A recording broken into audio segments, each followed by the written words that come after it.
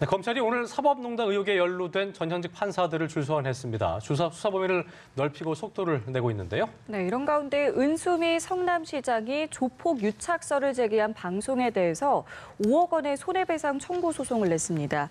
자, 이 밖의 사건 사고 소식을 오늘 이원희 변호사와 함께 짚어보도록 하겠습니다. 어서 오십시오. 어서 오세요. 안녕하세요. 자, 먼저 재판거래 저희가 상황부터 짚어볼 텐데 검찰이 일단 좀 단단히 벼르고 있는 모양새다 이렇게 좀 볼 수 있을 것 같은데요. 오늘 사법농단 의혹에 연루된 전현직 판사들이 출소환됐는데 조금 전에 이제 함께 보셨습니다만 유해용 전 대법원 수석재판연구원이 검찰 출석했는데 일단 이런 일련의 상황들 좀 어떻게 보고 계신지 한번 들어볼까요? 네, 일단 김명수 대법원장이 적극적인 협조를 약속했음에도 불구하고 실제로 영장 청구라든지 그러니까 예를 들어서 압수수색 영장 또는 구속영장이 기존의 일반 사건과 정반대로 오히려 너무나 많은 부분에서 기각이 이루어지고 있고 사법부의 협조가 전혀 되지 않고 있기 때문에 검찰에서는 실제로 사법농단을 파악하고 수사를 확대하기 위해서는 증거를 입수해야 됨에도 불구하고 이 부분에 대해서 사법부가 전혀 협조하지 않는 모습을 보여서 윤석열 서울지검장 같은 경우도 이례적으로 법원을 비판하면서 적극적인 강력한 수사 의지를 표명한 바가 있죠. 지금 유해영 전 수석재판관, 연구관 같은 경우는 전 대법원장의 어떤 수족과 같이 실제로 대법원장이 어떤 지휘하는 내용들을 다 관여했다라는 혐의로 현재 보여지고 있는 상황이고 게다가 대법원장의 어떤 재판 개입, 청와대의 눈치를 보면서 재판에 개입해서 양승태 대법원장이 원했던 어떤 상고 법원 설치라든지 이 부분에 로비를 한다든지 이런 부분에 적극적으로 관여한 혐의를 현재 받고 검찰의 수사를 받고 있는 상황입니다. 아까 저희가 그 유해용 전 수석연구원관이 간단한 얘기를 할 때 저희가 좀 함께 들어봤었는데 상당히 좀 떨리는 목소리로 대답을 하고 있었는데 뭔가 좀 억울하다는 느낌도 있었고요. 일단 시청자의 이해를 위해서 잠시 말씀을 해주셨습니다만 유해용 전 수석연구관의 어떤 혐의가 어떤 건지 좀 자세히 좀 짚어주시죠. 네, 일단은 유해용 수석재판연구관이 재판연구관 시절에 아까 말씀드렸던 것처럼 대법원장의 지휘하에 재판 개입에 전반적으로 관여했다라는 혐의를 일단 받고 있습니다. 그리고 지금 이제 언론에 보도되고 추가로 소환이 돼서 조금 더 파헤쳐질 부분은 뭐냐면 대법원의 어떤 여러 사건들, 지금 문제가 되고 있는 재판 개입 사건뿐만 아니라 여러 사건들의 문건들, 수만 건들을 대법원으로부터 빼내서 본인이 보관을 하고 있다가 그거 자체만으로도 현재 어떤 공공기록물법 위반이라든지 반출을 한 거니까. 그렇죠. 네, 그런 어떤 공무상의 기밀 유출 같은 의혹을 받고 있는 상황인데 그것에 대해서 검찰이 해당 문건들을 조사하기 위해서 임의 제출을 하지 않을 것을 우려해서 압수수색 영장을 청구했는데 그 부분에 대해서 법원이 총 3번에 걸쳐서 다 기각을 내렸습니다. 그런데 그 과정에서 유해용 전 연구관 같은 경우는 검찰에 서약서까지 제출을 했어요. 절대 어떤 문서를 파기하지 않겠다, 은닉하지 않겠다, 약속까지 했음에도 불구하고 이 과정에서 집에 사무실에 있는 컴퓨터에 하드디스크를 빼내서 물리적으로 파손을 해서 근처 쓰레기장에 버렸다는 거예요. 지금 그 부분을 인정을 하고 있는 거거든요. 사실 그 이유를 이제 와서 검찰이 겁박할 것이 뻔하기 때문에 그것에 대한 스트레스를 이기지 못하고 그리고 법원에 문의를 해보니까 이것이 특별히 불법 반출이 아니다라는 의견을 받았기 때문에 문제가 없을 거라고 생각했다라고 지금 진술을 하고 있는데 사실 이것이 어떻게 보면 대한민국 역사에서 사법부가 굉장히 치욕스러운 사건 중에 하나다라고 볼 수 있을 정도로 어떤 제 식구 감싸기 내지는 조직 보호를 위해서 그리고 본인의 어떤 신변을 위해서 법을 가장 잘하는 법률 전문가가 법을 위반한 혐의가 지금 비춰지고 있는 거죠. 말씀하신 게 지금 문서를 반출한 것 그리고 파기를 했다 이런 이야기를 하셨는데 이게 과연 개인의 판단으로 할 수 있었는가 이 지점 때문에 혹시 좀 뒤에 뭐가 있었지 않았겠느냐 이런 의혹까지 나오고 있는 상황이거든요. 이 아마도 부분에 그 대해서는 유 전 연구원이 이제 그것 때문에 아까도 좀 뭔가 억울하다는 느낌을 좀 보인 것 같기도 하고요. 어떻게 보셨어요? 네, 근데 이제 유 전 연구관 같은 경우는 어떻게 보면 우리나라에서 정말 손꼽힐 정도로 누구보다 법을 잘 아는 전문가 아니겠습니까? 그래서 이것이 어떤 파장이 있을지에 대해서 충분히 예상을 해볼 수 있단 말이죠. 예상할 수 있다. 그런데 일단 법리적으로 보면 자신의 혐의에 대한 증거를 인멸하는 것 자체는 증거인멸죄가 되지 않습니다. 타인의 형사사건에 관련된 증거를 인멸할 경우만 증거인멸죄가 해당하고 자신 거에 대해서는 증거인멸 해당이 안 되나요? 그렇습니다. 자신의 사건의 증거를 인멸을 할 가능성이 범죄자로서는 충분히 있다. 그래서 그것 자체는 처벌을 대상을 하지 않습니다. 그런데 지금 인멸을 해버렸기 때문에 그것이 유해영 본인에 대한 사건인지 또는 다른 양승태 대법원장이라든지 다른 사람에 대한 사건이조차 알 수 없는 부분이 있죠. 그러니까 쉽게 말해 법을 이용해서 자기가 이것은 내 혐의에 관한 부분이기 때문에 인멸을 해서 무방하다라고 하는 어떤 피해가는 구멍을 마련했을 수도 있는 것이고 아까 앵커님께서 말씀하신 것처럼 현재 물론 대법원장이 바뀌긴 했지만 실질적으로 고위직 법관들의 전체적인 조직은 몇 명만 바뀌고 인사 발령이 바뀌고 했을 뿐이지 전체적인 조직에서는 조직을 보호하려는 움직임 그리고 법관들 내부적인 어떤 보수적인 성향 이런 부분들이 작용을 해서 암묵적으로 어떤 압박을 받았을 수도 있고요. 그래서 그 부분을 어떤 토로하기 위해서 지금 밝혀진 바에 의하면 여러 판사들한테 이메일을 보내서 검찰의 현재 수사를 비판하고 일종의 어떤 구명운동 비슷하게 내가 지금 억울하고 난처한 상황에 처해 있다, 도와달라 이런 이메일까지 보내기도 했던 거죠. 혼자만 좀 이렇게 수세로 몰리는 것이 좀 억울한 면도 없지 않아 있겠고 또 그래서 구명한 거라고 볼 수도 있겠고 오늘 조사에서 상당하게 아까 성김 앵커도 얘기했습니다만 배후에 만약 뭐가 있어 혼자 단독적으로 한 것이 아니고 배후에 뭐가 있다면 그런 거에 대한 어떤 그 진술을 할 가능성도 오늘 조사에서 상당히 높다고 좀 볼 수도 있겠네요. 그렇다면 예, 일단 법관 출신이기 때문에 사실 어떻게 보면 이 수사에 큰 압박을 받지는 않을 수도 있습니다. 왜냐하면 구조를 너무나 잘하니까요. 그렇지만 그 파장도 예상할 수 있고 그렇죠. 예. 그렇지만 반대로 검찰도 사실은 이를 갈고 있는 상황이거든요. 검찰은 어떻게든 확보하려고 했던 그 문건을 예. 다름 아닌 대법원의 수석재판연구관 출신이라는 법조인이 바로 눈앞에서 그것을 물리적으로 파괴한 장면을 검찰이 확인을 했기 때문에 예. 굉장히 강도 높게 수사를 하고 질문을 하면서 예를 들어서 관련자들에 대한 어떤 부분이라든지 진술을 끌어내지 않을까라고 예상이 됩니다. 어쨌든 이게 보니까 자료 없애지 않겠다고 아까 그 변호사님께서 말씀하신 대로 서약서를 써놓았음에도 불구하고 증거인멸을 한 거죠. 이게 디가우징이라고 하나요? 그러니까 하드를 아예 그냥 다 증거를 폐기해버린 것. 이거는 더 어떻게 보면은 핵심 증거가 없어져 버린 거기 때문에 혐의 입증은 쉽지 않겠네요. 네, 디가우징 같은 경우는 양승태 전 대법원장이 시행한 어떤 삭제 방법이었고 지금 같은 경우는 그런 어떤 복잡한 것도 아니고 그냥 사무실에 삭제. 있는 컴퓨터의 하드디스크를 빼서 부셔서 버린 겁니다. 그런데 쓰레기장으로 갔기 때문에 그것을 찾을 수가 없는 상황이 돼버린 거죠. 물리적으로 없애버렸기 때문에 증거를 확보할 수가 없는 상황이에요. 그렇지만 검찰은 그래도 아직까지 자신하고 있는 부분이 뭐냐면 현 재판연구관들 예. 그러니까 당시 유해영 재판연구관이 수석재판연구관으로 있을 때 그 밑에 재판연구관으로 있었던 법관들의 진술에서 어떤 문건들을 전달했는지가 이미 나온 것으로 파악이 되고 있습니다. 그렇기 때문에 그 해당 물증, 정확한 그 자료를 입수하지는 못했다 하더라도 예. 실제로 아래 재판연구관들이 보내준 문건들의 종류나 어떤 문서의 수 이런 것들은 이미 진술로서 확보를 했다라고 전해지고 있고요. 그렇기 때문에 단순히 여기서 유해영 연구관이 이런 파기를 했다고 해서 무조건 어떤 입증 자료가 없어지는 것이냐라고 보기는 어려울 것 같습니다. 어쨌든 파기했다는 것 자체가 석연찮은 게 있기 때문에 파기를 한 것이고 그런데다가 진술 확보도 돼 있기 때문에 아마도 이런 것들이 어떤 증거로 작용할 수도 있을 거라고 좀 보시는 거죠. 맞습니다. 예. 예.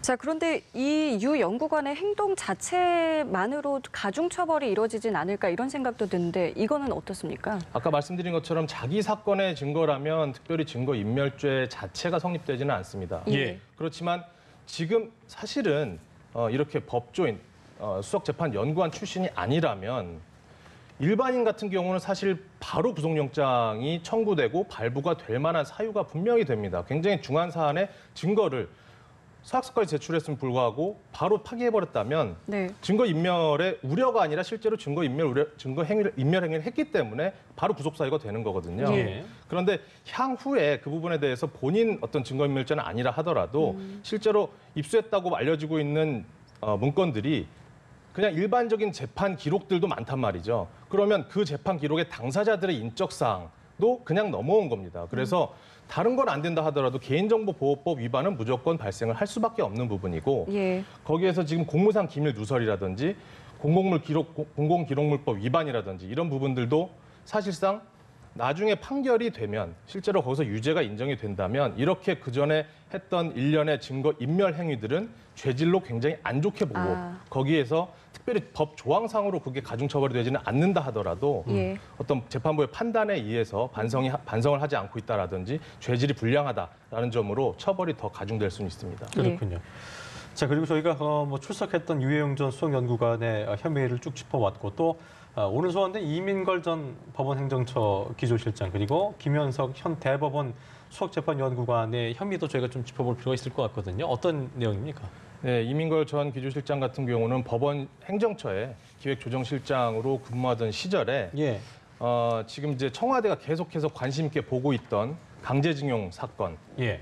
일본 전범 기업을 상대로 했던 사건의 어떤 재판 고의 지연 그리고 전원 합의체로 회부되게끔 뒤에서 거래를 하는데 크게 관여를 했다라는 지연하는데 혐의로 예. 네, 그리고 조사를 받을 예정이고 그리고 법원 행정처 내부에서 비자금을 조성해서 법원장들에게 경력금을 지급하는 데도 관여했다라는 부분도 혐의점으로 나와 있는 상태입니다. 예. 그리고 김현석 현 수석재판연구관 같은 경우는 아까 말씀드린 유해용 전 연구관에게 아까 그 문건들을 전달했다라고 하는 부분에 가담 혐의도 있는 부분이고 그리고 청와대에서 재판 개입을 하려고 했던 통진당 소송에 관련해서도 문건을 대법원에 전달을 했다라는 혐의로 조사를 받고 있는 중입니다. 예. 자, 이렇게 오늘 전현직 판사들이 줄 소환이 됐습니다.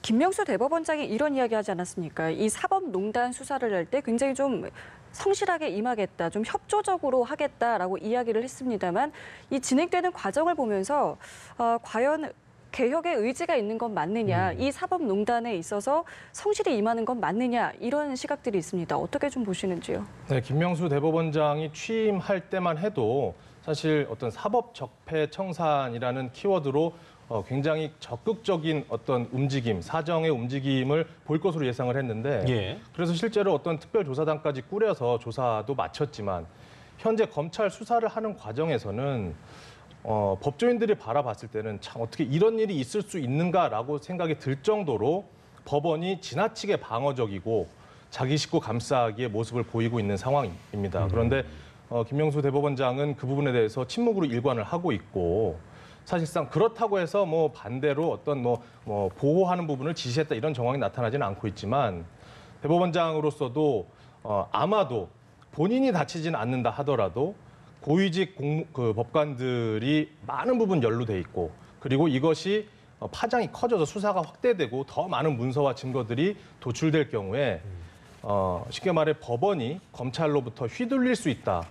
오히려 검찰은 공소제기를 하고 법원은 판단을 하는 역할인데 예. 반대로 검찰이 법원의 아래에 속하는 또는 검찰의 어떤 칼날에 휘둘려서 만신창이가 되는 그런 예. 점을 우려해서 예. 의도적으로 침묵을 일관하고 있는 것으로 보이고 예.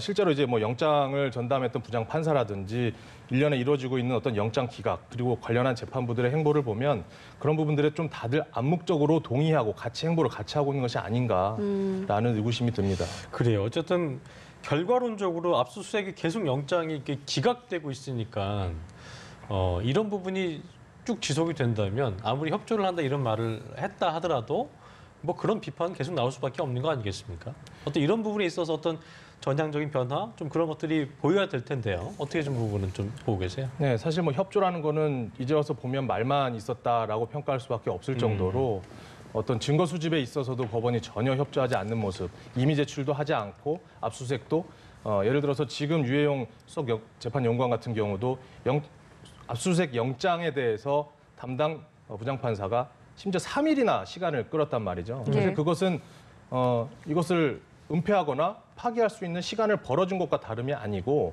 사실 어떻게 보면 그 부분에 있어서 어떤 의도까지 느껴지는 정도의 이례적인 모습입니다.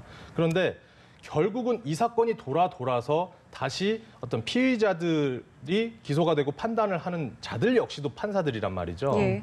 그리고 판사들은 결국은 증거를 가지고 판단을 할 수밖에 없다는 논리입니다. 뭐 그것은 판결이 구조상 당연합니다. 그런데 법원에서 증거를 수집할 수 있는 기회를 막고 그 이후에 부족한 증거를 가지고 공소 제기했을 때 증거가 부족하다고 해서 무죄를 내릴 경우에 과연 국민들이 우리 이 사법부를 보면서 얼마나 큰 실망을 갖고 또는 좌절을 하고 분노를 할 것인가를 생각한다면 일선 법관들은 사실 열심히 일하는 법관들이 많고 그렇지만 이런 사건들, 주된 어떤 정치적 사건 또는 사법부가 위기에 처할 수 있는 사건에서도 정말 정의 구현을 위해서 법관들은 양심에 따라서 예. 사실 더 많이 뭔가를 해달라는 것이 아니라 다른 일반적인 사건들과 비슷하게만이라도 처리를 해줬으면 하는 개인적인 바람입니다. 예, 알겠습니다. 자, 그럼 다음 사건으로 좀 넘어가 보겠습니다. 네. 은수미 성남시장이 자신의 조폭 유착 의혹을 제기한 한 방송 프로그램을 상대로 손해배상을 청구했다고 하는데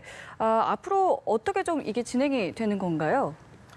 네, 이게 그 탐사 보도 프로그램에서 은수미 시장뿐만 아니라 이제 이재명 경기도지사에 대해서도 성남시의 어떤 굉장히 유명한 그 새를 떨치고 있는 조폭 출신의 기업가로부터 지원을 받았다라는 의혹의 어떤 보도가 된 사실이 있습니다.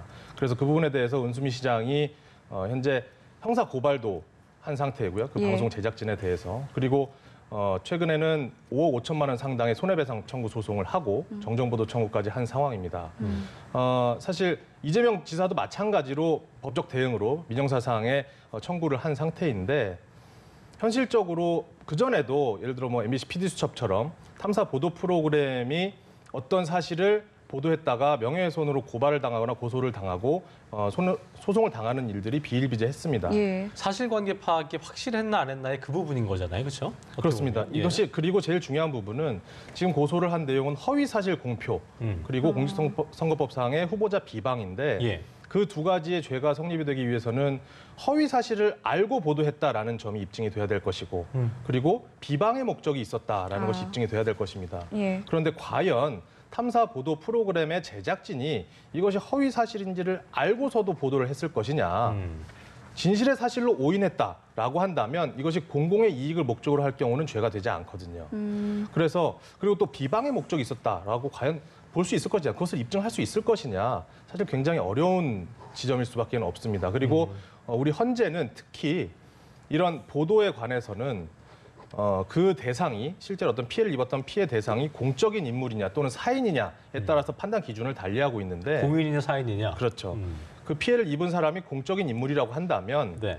오히려 그 공적인 인물의 행보나 사실에 대해서 국민들은 굉장히 궁금해할 수밖에 없고 객관적으로 국민의 알 권리라든지 언론의 자유가 일반 사인에 비해서는 더 높게 인정이 돼야 된다라고 판단 기준을 마련하고 있습니다. 뿐만 아니라 비방의 목적도 더 좁게 해석을 해야 되고 그래서 이런 여러 어떤 법원의 판례들 그리고 지금까지의 논리, 법 논리를 보면 은수미 시장의 어떤 형사 고발 또는 이제 손해배상 청구 소송 같은 경우도 쉽게 인정되기는 어렵지 않을까라고 조심스럽게 예상해 볼 수 있을 것 법조인으로서 같습니다. 아까 이제 뭐 그 대상이 공인이든 사인이든 그런 거에 따라서 달라질 수 있고 또 공공의 이익 같은 경우는 문제되지 않을 수 있다 했지만 어떻게 보면 어떤 개인이 해당되는 부분이라면 허위 사실, 비방, 그러니까 확실하게 팩트 체크가 되지 않은 상황에서 의혹 제기, 그러니까 공공의 이익이 아닌 개인을 대상으로 한 거라면 그 대인 입장에서는 상당히 억울할 수도 있는 부분이잖아요. 그러니까 이 충분히 부분을 그럴 수 어떻게 있죠. 접근을 해야 된다라고 좀 보세요, 예. 프로그램들이. 근데 이제 일단은 프로그램의 내용을 보면 사실 뭐 대략 어떤 뉘앙스적으로는 그런 의혹 내지 추측을 제기한 것은 맞지만 보도한 내용 자체는 거의 있었던 일들 실제로 벌어진 일들에 대해서 위주로 보도를 한 것을 알 수 있습니다. 예를 들어서 지금 은수미 시장이 문제가 되고 있는 것은 그런 조폭 출신 기업가로부터 운전기사를 제공받고 또 예. 차량 유지비를 제공받았다라는 것인데 실제로 그 부분은 명백한 입증, 연결고리가 입증되진 않았다 하더라도 실제로 어떤 은 시장이 미용실을 갈 때조차도 그 운전기사가 다 동행을 해줬고 운전을 해줬고 자원봉사라고 얘기를 했지만 실제로 뒤로는 따로 보수가 지급이 됐었다라는 부분들을 보면 사실 의혹은 있는 상황이 맞는 거거든요. 예. 근데 물론 이제 그 부분에 대해서 억울한 점이 있을 수밖에 없습니다. 그래서 사실 은수미 시장 같은 경우는 지금 할 수 있는 방법 자체가 이런 어떤 소송상의 대응 정도가 밖에는 마땅치 않는 상황일 수밖에 없을 것 같고요. 다만 국민들로서는 특히 그 지역의 시민들로서는 나를 대표하는 어떤 정치인이 어떤 의혹에 휩싸인다는 것 자체만으로도 좀 불쾌할 수도 있겠죠. 그렇죠. 예. 뭐 신뢰가 쌓이지 않는 부분도 있을 네. 뿐더러 뽑아놓고도 내가 잘한 것인가 어떤 선택에 후회도 할 수 있는 부분이기 때문에 은 시장으로서는 이것을 본인이 오히려 더 적극적으로 해명을 하고 뭐 소송을 통한 방법이든 또는 언론을 통한 방법이든 예. 본인이 그것은 적극적으로 해명하는 것이 사실은 공적인 인물로서는 자신의 몫이 아닌가라고 네. 생각을 해봐야 될 것 예, 같습니다. 알겠습니다. 자, 그리고 조금 전에 한진그룹 조양호 회장도 경찰에 출석을 했습니다. 그렇습니다. 올해만 벌써 세 번째인데요. 오늘은 어떤 혐의로 오게 된 건가요?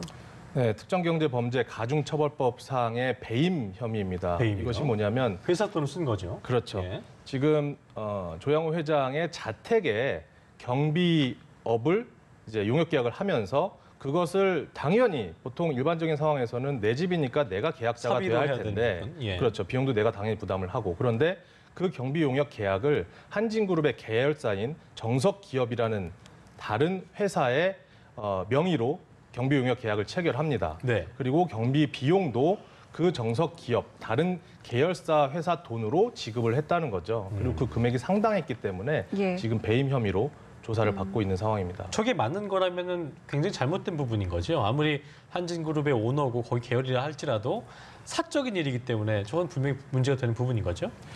그렇죠. 뭐 법적으로는 당연히 뭐 심각한 문제죠. 회사 돈을 내 돈처럼 쓴 거기 때문에.